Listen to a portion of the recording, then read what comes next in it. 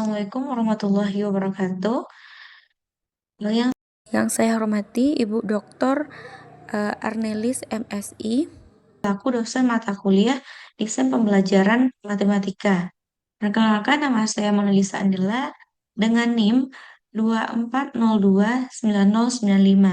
Pada video ini saya akan mempresentasikan perangkat pembelajaran matematika yang mana pada materi transformasi geometri untuk peserta didik kelas 9 SMP atau fase D. Ada 6 perangkat pembelajaran.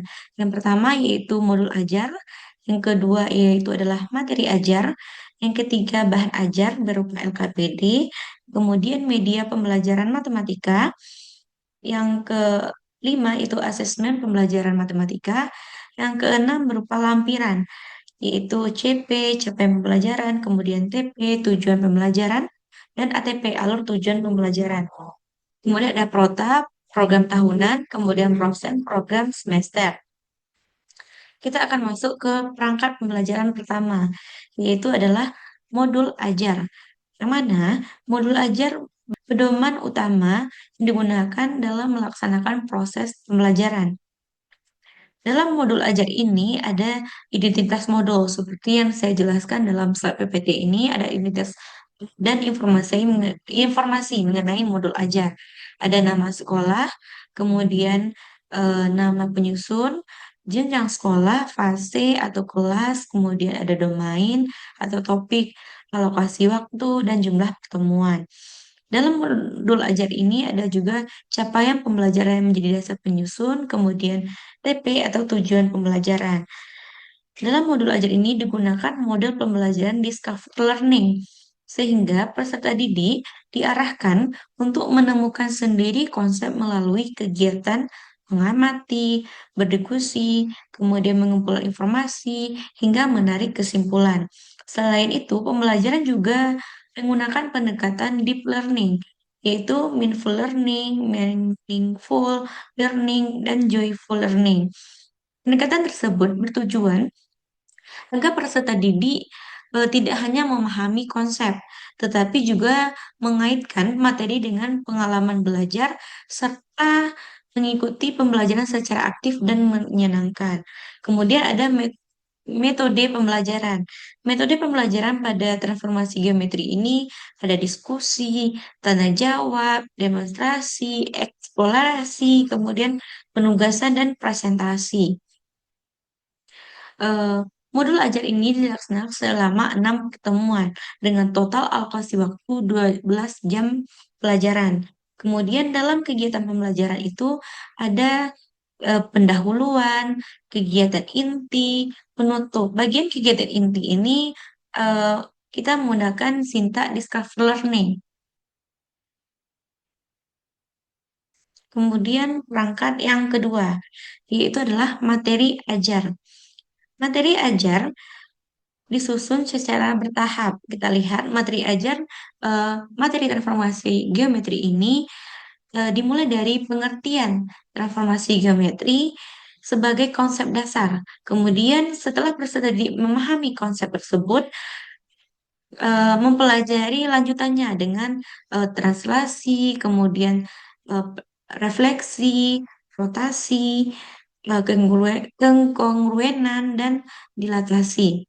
Penyusunan materi secara bertahap bertujuan agar peserta didik memperoleh pemahaman yang lebih sistematis dan mampu menerapkan konsep reformasi geometri dalam menyelesaikan berbagai permasalahan matematis maupun kontekstual. Yang mana jenis pengetahuan yang akan dicapai dari materi ajar ini adalah yang pertama adalah konseptual, yaitu memahami pengertian transformasi geometri, jenis transformasi geometri seperti translasi, refleksi, rotasi, dan dilatasi, serta hubungan transformasi dan konsep kekongruenan dan kesebangunan. Yang ke B yaitu prosedural, mampu menentukan hasil dari translasi, refleksi, rotasi, dan dilatasi pada titik maupun bangun datar pada bidang koordinat kartesius, serta menyelesaikan masalah yang berkaitan dengan transformasi geometri secara sistematis. Kemudian perangkat yang ketiga yaitu bahan ajar atau LKPD. LKPD pada materi transformasi geometri yang dikembangkan disusun berdasarkan Sintak Model Discover Learning. LKPD dirancang agar peserta didik dapat menemukan sendiri konsep transformasi geometri melalui serangkaian kegiatan-kegiatan pembelajaran yang terstruktur. Eh, Bisa kita lihat contoh LKPD yang telah saya lampirkan pada eh, PPT ini, yaitu LKPD pada pertemuan kedua, yaitu LKPD translasi. Di sini kita lihat di LKPD itu ada nama anggota kelompok, kemudian kelas, mata pelajaran, kemudian model pembelajaran yang digunakan, kemudian tujuan pembelajaran, di mana pada translasi ini kita lihat tujuan pembelajarannya yaitu setelah kegiatan pembelajaran, peserta didik dapat menjelaskan konsep translasi pada bidang bidang koordinat, kemudian mampu menerapkan konsep translasi pada bidang koordinat. Kita lihat di sini ada sintak discover learning, di mana kita menggunakan model pembelajaran itu discover learning, yang mana kita lihat pada tahap awal adalah stimulation, yaitu guru memberikan gambaran atau permasalahan yang berkaitan dengan transformasi geometri. Ini kita lihat, ini berupa gambar, kemudian kita disuruh memperhatikan gambar ini. Kemudian selanjutnya ada tahap merumuskan masalah, itu pada tahap program statement. Ada merumuskan masalah, kemudian eh, mengumpulkan informasi melalui kegiatan pengamatan, diskusi, maupun eksplorasi menggunakan media pembelajaran. Ini digunakan pada tahap data collection. Kemudian, pada data proses itu kita menganalisis informasi yang telah diperoleh. Setelah itu kita lanjut ke verification, yaitu adalah memeriksa kembali hasil temuan yang telah kita lakukan pada tahap data collection dan data process. Kemudian pada tahap terakhir yaitu generation, yaitu menarik kesimpulan dan mengenai konsep yang telah kita pelajari. Yang mana LKPD ini diharapkan peserta didik mampu membangun pengetahuan sendiri sehingga pembelajaran menjadi lebih bermakna. Kemudian perangkat yang keempat yaitu media pembelajaran. Media pembelajaran yang digunakan ada dua, yaitu adalah media ICT dan media non-ICT. Media ICT yaitu yang digunakan pada transformasi geometri yaitulah GeoGebra.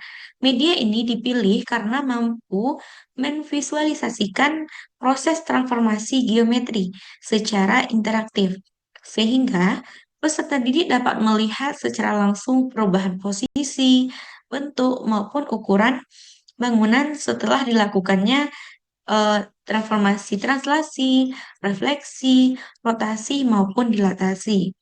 Sedangkan media non-ICT itu ada tiga yang pada transformasi geometri ini. Yang pertama itu LKPD, kemudian yang kedua kertas berpeta, yang ketiga itu bidang koordinat kartesius. Yang mana LKPD di sini berfungsi sebagai paduan kegiatan belajar peserta didik sesuai dengan Sintak Discover Learning. Kemudian kertas berpeta membantu peserta didik menggambar koordinat lebih eh, teliti. Kemudian bidang koordinat kartesius digunakan untuk menentukan titik asal dan bayangan hasil transformasi. Kemudian yang kelima yaitu asesmen pembelajaran matematika. Asesmen pembelajaran matematika terbagi atas tiga. Yang pertama yaitu adalah asesmen diagnostik, kemudian asesmen formatif, dan asesmen sumatif. Asesmen, asesmen diagnostik ini dilakukan pada awal pembelajaran untuk mengetahui kemampuan awal peserta didik mengenai materi prasyarat. Kemudian asesmen formatif seperti eh, proses melalui pengerjaan LKPD, diskusi kelompok, serta presentasi hasil diskusi. Asesmen ini bertujuan memantau perkembangan belajar proses peserta didik dan memberikan umpan balik selama proses pembelajaran berlangsung. Kemudian selanjutnya itu asesmen sumatif, yang mana asesmen sumatif ini dilakukan pada akhir pembelajaran melalui tes tertulis. Bisa pilihan ganda, soalnya bisa pilihan ganda atau uraian. Eh, Tujuannya itu adalah mengetahui ketercapaian tujuan pembelajaran pada materi transformasi geometri. Analisis analisis CP, TP, dan ATP. Yang mana CP CP capaian pembelajaran merupakan kompetensi. Gitu loh. Analisis CP, TP, dan ATP, yang mana capaian pembelajaran nomor 46 tahun 2005 pada akhir fase D, peserta didik dapat menjelaskan sifat-sifat kekongruenan dan kesebangunan pada segitiga dan segi empat, serta menggunakannya untuk menyelesaikan masalah. Peserta didik juga dapat melakukan transformasi tunggal berupa refleksi, translasi, berlatih menyelesaikan soal transformasi secara mandiri untuk meningkatkan konsep pemahaman konsep. Kemudian CP ini menjadi dasar dalam penyusunan perangkat pembelajaran. Berdasarkan capaian pembelajaran tersebut, disusun tujuan pembelajaran yang lebih spesifik. Tujuan pembelajaran ini menjadi acuan dalam menentukan kegiatan pembelajaran, penyusunan materi, LKPD, media pembelajaran, dan asesmen sehingga seluruh perangkat saling berkaitan. Yang mana TP di sini yang pertama yaitu menjelaskan transformasi geometri, menentukan hasil translasi, menentukan hasil refleksi, menentukan hasil rotasi, menganalisis kekongruenan, dan yang terakhir adalah menentukan hasil dilatasi. Kemudian TP, yaitu alur tujuan pembelajaran. Bisa kita lihat, alur tujuan pembelajaran itu adalah urutan tujuan pembelajaran yang disusun secara sistematis agar pembelajaran berlangsung secara bertahap.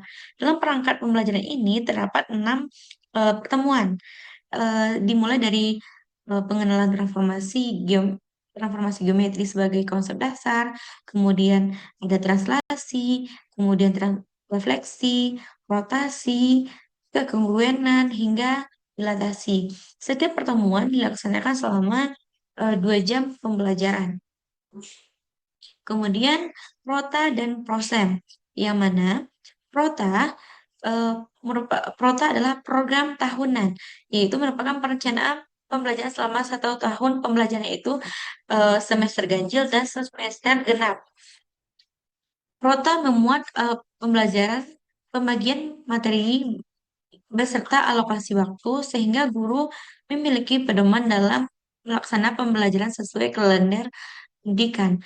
Kemudian ada prosem, yang mana prosem merupakan penjabaran dari program tahunan, yaitu prosem itu kayak program semester ganjil atau program semester genap. Sedangkan prota itu program 1 tahun, itu gabungan antara program semester ganjil dan genap.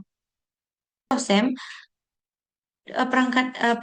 pada perangkat ini, materi transformasi geometri direncanakan dalam 6 pertemuan alokasi waktu, yaitu 2 jam pembelajaran setiap pertemuan, sehingga pelaksanaan pembelajaran dapat berlangsung secara struktur dan sesuai dengan tujuan yang telah ditetapkan.